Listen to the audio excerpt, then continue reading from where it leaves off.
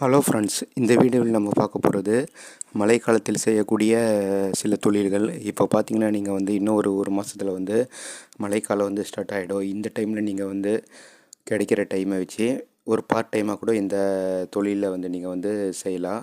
இதில் வந்து இன்வெஸ்ட்மெண்ட்டு ரொம்ப அதிகமாக தேவைப்படாது. குறைவான இன்வெஸ்ட்மெண்ட்லேயே இந்த பிஸ்னஸை நீங்கள் வந்து ஸ்டார்ட் பண்ணி ஓரளவுக்கு லாபம் பார்க்கலாம். ஜஸ்ட் இந்த ஒரு 2 மாதம் 3 மாதம் ஓடக்கூடிய ஒரு சில தொழில்களை நம்ம இந்த வீடியோவில் பார்க்கலாம்.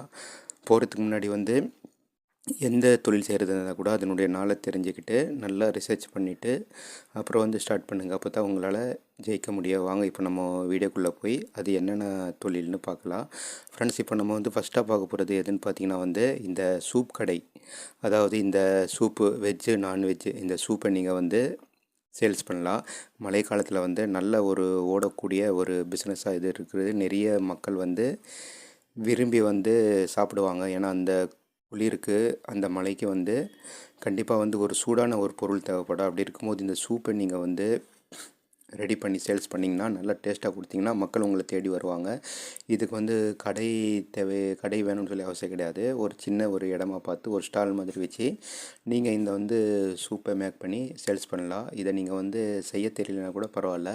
யூடியூப்பில் வந்து நிறைய வீடியோ இருக்குது. அதை பார்த்து நீங்கள் தெரிஞ்சுக்கிட்டு வெஜ்ஜு நான்வெஜ்ஜு என்னென்ன வெரைட்டி இருக்குதோ அந்த எல்லா வெரைட்டிலையும் நீங்கள் வந்து சூப்பை ரெடி பண்ணி சேல்ஸ் பண்ணலாம். இப்போ நம்ம ரெண்டாவதாக பார்க்க போகிறது எதுன்னு பார்த்தீங்கன்னா வந்து ரெயின் கோட். இந்த ரெயின் கோட்டை வந்து மழைக்காலத்தில் ஒரு நல்ல ஒரு மூவிங் உள்ள ஒரு பிஸ்னஸாக இருக்குது.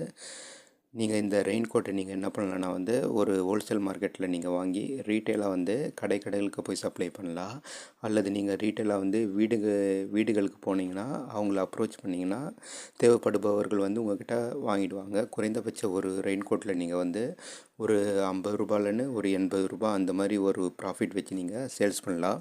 ஹோல்சேல் மார்க்கெட் பொறுத்த வரைக்கும் வந்து உங்கள் ஏரியாவில் எங்கே பக்கத்தில் ஹோல்சேல் மார்க்கெட் இருக்குதுன்னு பார்த்து அங்கே வாங்கி நீங்கள் வந்து சேல்ஸ் பண்ணலாம். இதுவும் வந்து ஒரு 2 மாதம் 3 மாதம் ஓடக்கூடிய ஒரு தொழிலாக இருக்குது. இப்போ நம்ம மூணாவதாக பார்க்க போகிறது அம்பர்லா பிஸ்னஸ். இந்த குடையை வந்து நீங்கள் சேல்ஸ் பண்ணலாம். குடையை வந்து மழைக்காலத்தில் நல்லா ஒரு மூவிங் ஆகக்கூடிய ஒரு பொருளாக தான் இருக்குது.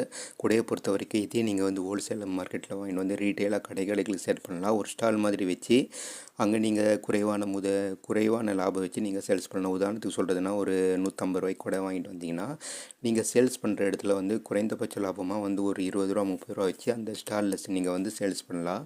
அப்படி சேல்ஸ் பண்ணும்போது நிறைய வந்து உங்களுக்கு ரன்னிங் ஆகும். நிறைய வந்து ப்ராஃபிட்டை வந்து கெயின் பண்ணி கொடுக்கும்.